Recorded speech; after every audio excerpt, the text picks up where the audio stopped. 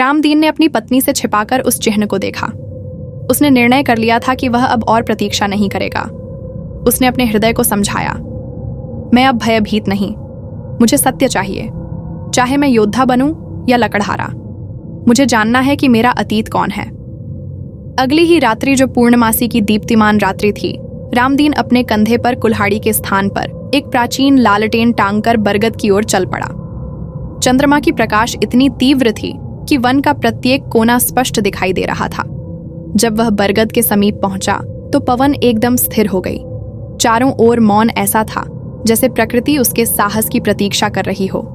रामदीन ने साहस करके बरगद के समीप भूमि पर घुटने टेके। उसने अपनी नीले चिन्ह वाली हथेली को समाधि के पत्थर पर रखा और नेत्र बंद कर लिए। मालविका, मैं यहाँ हूँ, मैं अब और पलायन नहीं कर सकता। यदि तुम मेरी प्रतीक्षा कर रही हो तो मुझे अपनी कथा स्मरण दिलाओ, मुझे वह योद्धा बना दो जो मैं था।